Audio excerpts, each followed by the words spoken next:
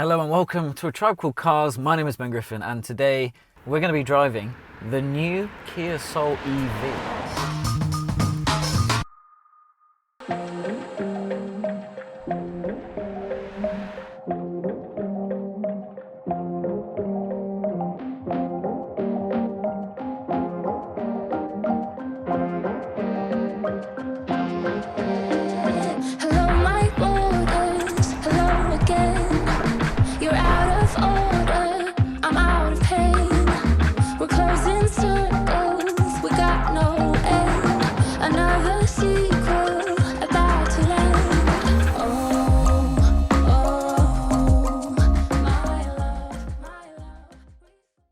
So what I thought I'd do is share some impressions from the vehicle, tell you what it feels like, I can tell you how it drives, whether it's interesting or not, whether it's practical, I can look at the specs, and I can tell you how far it will go on a single charge. But I think the main takeaway from this video will be, why would you buy this instead of the e-Niro? Because the e-Niro is probably one of the best, if not the best, in terms of how much it costs versus range. A lot of naysayers will bang on about the fact that you can't live on an electric. Oh, there's not enough chargers. Oh no, terrible, I have to adjust my lifestyle. Yes, if you do hundreds of motorway miles, electric cars aren't hugely practical. But for, I don't know, 80, 90% of people, maybe more, a 200+ mile range on an EV is really quite adequate. And this car has the same powertrain as the e-Niro and the Kona electric. So essentially, you're getting the big range and a few updates, slightly bigger car,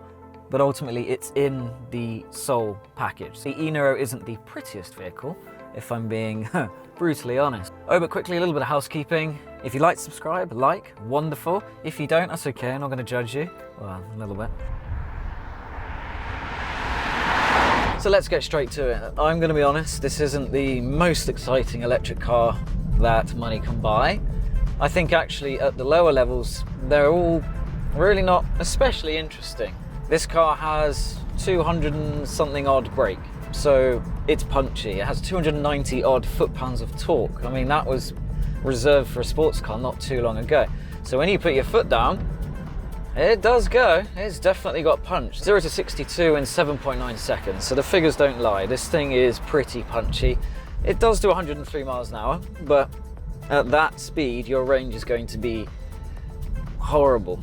Just don't do it. Do not bother. It's going to drain your battery in about 13 seconds. So for nipping out quickly at the lights, if you've got a small gap or you want to overtake, all that stuff, this car does really well, just like the e-Niro. It's also pretty quiet.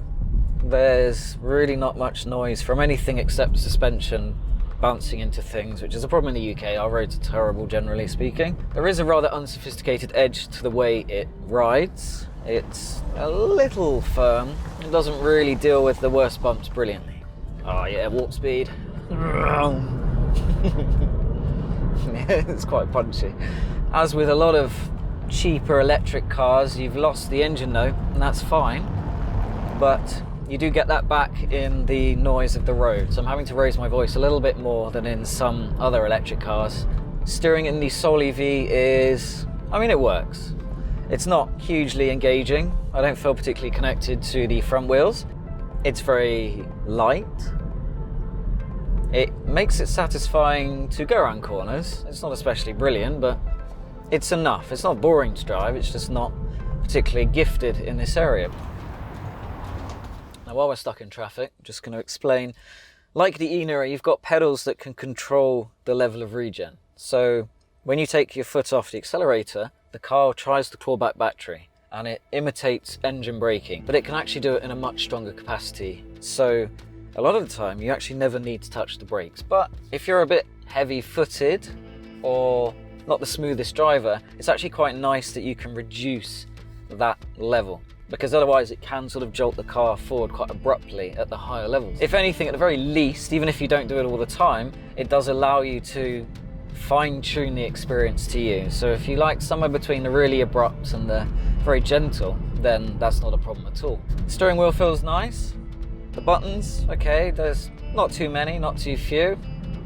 Seem to do the job.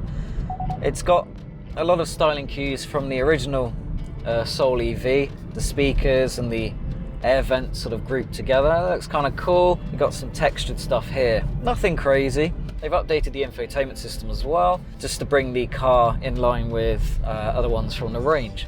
So generally speaking, the car is more comfortable. It's also a little bit bigger. And because it's boxy, you do have ample headroom. I mean, I'm sort of 6 foot-ish. And I mean, I'm miles away. And the same in the back. And that includes, sometimes this can sort of come in a bit and be annoying, but that is not a problem here either. I've got the seat a little bit back, and I sat in the back behind myself, so to speak, and it was fine. My legs had loads of room. You're not really going to get a 5th person in the middle, unless they like pain, but for 4 passengers, it's pretty decent. Of course, the negative compared with the e-Niro, which is similarly priced, hence the comparison, is that you have a smaller boot. 315 litres, I believe, compared with 450. So it's a substantially smaller boot. There is one positive though, and it's that this car is lower, being a hatchback as opposed to an SUV. So the loading height is lower, which can be good if you're trying to put something really heavy in the car. Aesthetics, I would say this thing is prettier. They actually have a 2-mile range difference, according to the WLTP figures, which are more difficult. The test is more difficult, basically, than any DC. So WLTP means more. It's not perfect, do not think that, but it is a little more accurate. Anyway, there's a 2-mile difference between the two cars, and the reason is because this is less aerodynamic. The e-Niro is actually very low on the CD, whatever scale. 0.3 probably means this is a little noisier at higher speeds because of wind noise. I think the seating position is good, very customizable as well. So regardless of your shape, height, girth, if I can use that word, no, that doesn't sound right. Your width, let's go with width. You can pretty much set this car up to how you want. I find the seats comfortable, they're not nothing special. Also got the head-up display. Now it isn't the one that projects and is a little less obtrusive, but it's just a thin bit of glass, and it's actually very clear. It's decent. When you want to just have a quick glance down, you can. It's safe. I like that. It's also showing you the max speed of the area. Sometimes it gets this wrong, but generally that's useful. A combination of adaptive cruise, forward collision assist, that kind of stuff is sort of autonomous driving light. You need to maintain your hands on the wheel, you need to concentrate and all that stuff. But essentially, on a long motorway trip, that makes a huge difference. You can really just sort of chill and let the car do a lot of the annoying stuff, such as keeping the distance between you and the car in front, which is definitely not using adaptive cruise control. So it just makes life a little bit easier. Oh, here's my stuff. It's telling me my journey time, you've got speed, all of that in terms of how much pressure I'm putting on the pedals, if I'm clawing back energy, all the useful things. And here, okay, it's not the greatest infotainment system in the world, but it's legible, the buttons are big enough, it's easy to know what you need to do. And it only took me about 40 minutes to work out how to turn the nav lady's voice off, which is amazing. That can take days in some cars. It's worth noting actually, you've also got your 3 driving modes. Eco makes the accelerator a bit spongy and the regen's higher, so it's counteracting if you have a heavy foot and you're not too gentle, because that wastes energy if you speed up unnecessarily, basically. And the regen then claws back power more aggressively. So if you have to brake and you haven't anticipated, it's not wasting as much energy. So that's good. Then you've got normal, which gives you a bit more of a reactive accelerator pedal. Regen backs off, and then you've got sport, which is the most twitchy. So you can feel there, oh, wheel spin. Yeah, it wants to go. However, sport mode is going to eat the most battery. So what you'll probably do, like I do in most cars when I get them to test for review, you start in the sportiest one on a long journey, and then eventually you're sort of like, well, you know, I've had fun, I'm a bit bored at the moment, or it's a motorway, whatever, and you drop down into eco, cruise control it, and then when you arrive, you can go back into normal and sport and have fun. Really, there's not a huge amount to bang on about. It's a 34 odd thousand pound car, so it's not cheap, but it does have a big range. The 64.2 or 64 kilowatt hour battery is a beast. That makes a big difference. So that is a big selling point. But compared with the e-Niro, and even the Kona Electric to some extent, you are trading quite a lot of stuff for the way this car looks. If you love the boxy thing and you like that kind of vibe and you think, yeah, it's funky and all that stuff, then yeah, why not?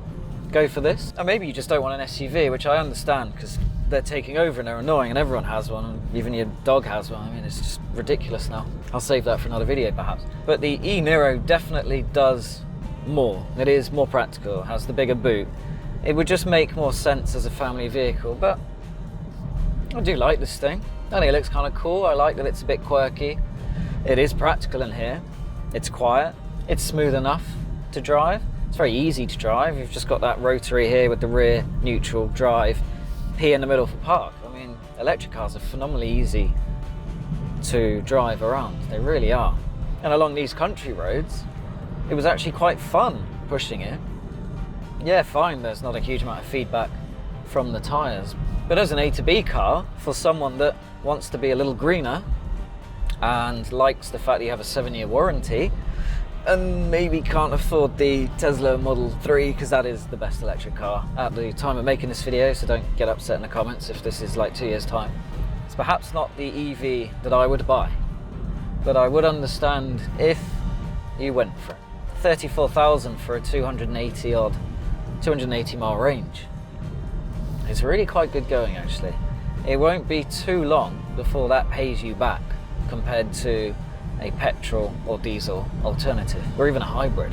Of course you need somewhere to charge it at home and all of that other stuff, but if you're thinking about an electric car, chances are you're already mentally prepared enough that you could make that lifestyle change, make it work. You probably have a garage or live near a charger that you know works and isn't too inconvenient. With all of that, yeah, I think the new Soul EV is pretty sorted.